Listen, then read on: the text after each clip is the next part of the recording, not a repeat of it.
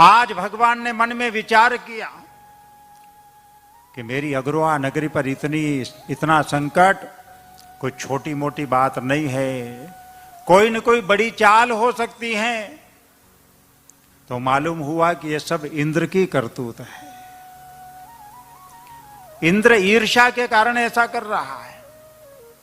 तो आज जीवन में दूसरी बार भगवान अग्रसेन जी ने माता लक्ष्मी जी को याद किया, क्योंकि मां ने वरदान दिया था कि जीवन में जब कभी मेरी आवश्यकता हो तो मुझे याद करोगे तो मैं तत्काल तुम्हारे सामने प्रकट हो जाऊंगी। आज भगवान अग्रसेन माता लक्ष्मी को शक्ति के रूप में याद करते हैं। पहली आराधना भक्ति के रूप में गर्गाचार्य जी के आश्रम में की थी, तो मां ने भक्ति का वरदान दिया था। आज आवश्यकता शक्ति की है, तो मां ने प्रकट होकर के अग्रसेन को शक्ति का वरदान दिया। मां ने कहा कि मैं अस्त्र शस्त्रों में, तुम्हारे अस्त्र शस्त्रों में वो ताकत भर देती हूं और इंद्र के अस्त्र शस्त्रों की ताकत को मैं छीन लेती हूं। तुम जाकर के इंद्र को ललकारो, इंद्र से युद्ध करो, इंद्र तुमसे परास्त होगा। आज दूसरी बार उन्होंने शक्ति के रूप में माता लक्ष्मी को प्रकट किया है।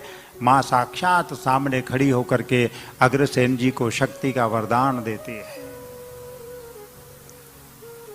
भगवान ने जाकर के इंद्र को ललकारा।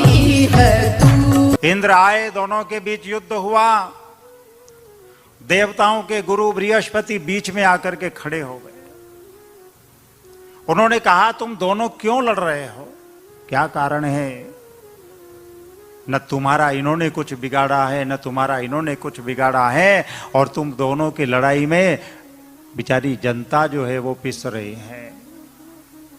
जनता ने क्या बिगाड़ा है, प्रजा ने क्या बिगाड़ा है? दोनों का युद्ध रुकवाया गया है। इंद्र ने कहा, गुरुदेव मेरे मन में कोई ईर्ष्या नहीं है, कोई कपट नहीं है, कोई छल नहीं है।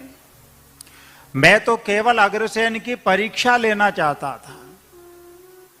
दोनों के बीच में संधि करवाई गई, इसलिए अगले अध्याय का नाम है संधि है।